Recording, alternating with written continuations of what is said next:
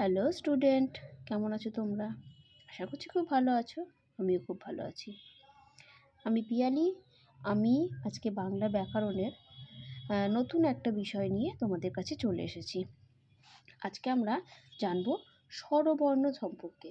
বাংলা ব্যাকরণে যে বর্ণ আছে স্বরবর্ণ, ব্যঞ্জনবর্ণ, তার মধ্যে আমরা আজকে স্বরবর্ণ সম্পর্কে কিছু তথ্য জানব।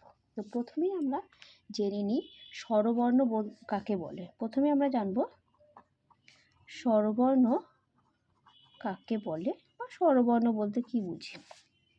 তাহলে স্বরবর্ণ কোনগুলো? যে সমস্ত বর্ণ অন্য কোনো বর্ণের সাহায্য ছাড়া স্পষ্টভাবে উচ্চারিত হতে পারে এবং অন্য বর্ণকে উচ্চারণে সাহায্য করে, সেই বর্ণগুলি হলো স্বরবর্ণ। চলো আমরা একবার লিখে নিই তাহলে। যে বর্ণ অন্য বর্ণের সাহায্য ছাড়াই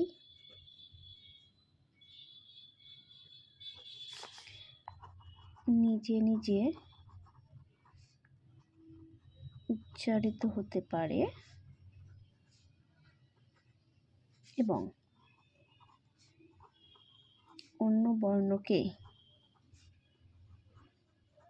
উচ্চারণেও সাহায্য করে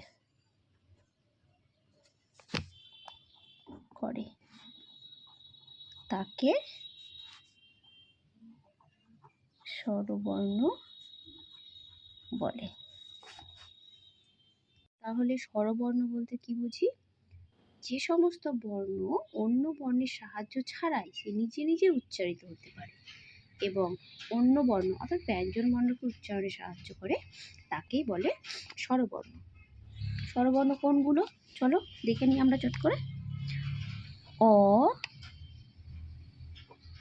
আ, হ্রস্ব ই, দীর্ঘ ই, হ্রস্ব উ, দীর্ঘ উ, রি, এ, ওই, ও, ও। তাহলে স্বরবর্ণের সংখ্যা এখানে কটি দাঁড়ালো? স্বরবর্ণ মোট কয়টি? 11টি স্বরবর্ণ। বাংলা বর্ণমালায় স্বরবর্ণের সংখ্যা 11টি। এবার এই 11টি স্বরবর্ণকে আবার দুটি ভাগে ভাগ করা যায়। তাদের উচ্চারণের যে সময় তার তারতম্য অনুযায়ী, অর্থাৎ উচ্চারণে কতটা সময় লাগছে তার উপর নির্ভর করে স্বরবর্ণকে দুটি ভাগে ভাগ করা যায়। এক হলো হ্রস্বস্বর, 2 নম্বর হলো দীর্ঘস্বর।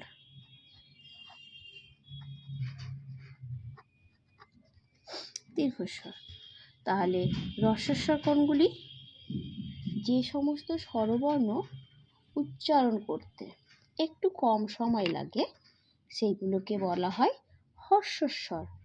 তাহলে হ্রস্বস্বর কোনগুলি? যেমন অ, হ্রস্ব ই, হ্রস্ব উ, রি। অ, হ্রস্ব ই, হ্রস্ব উ, রি। এই স্বরবর্ণগুলো উচ্চারণ করতে কম সময় লাগে, তাই এগুলোকে বলা হয় হ্রস্বস্বর। আর যে স্বরবর্ণ উচ্চারণে বেশি সময় লাগে সেই স্বরবর্ণগুলোকে বলা হয় দীর্ঘস্বর। দীর্ঘস্বর কি কি তাহলে বাকি থাকলো? আ,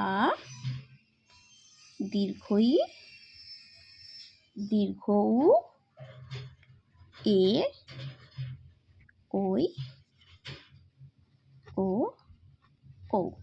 এই 7টি স্বর দীর্ঘস্বর।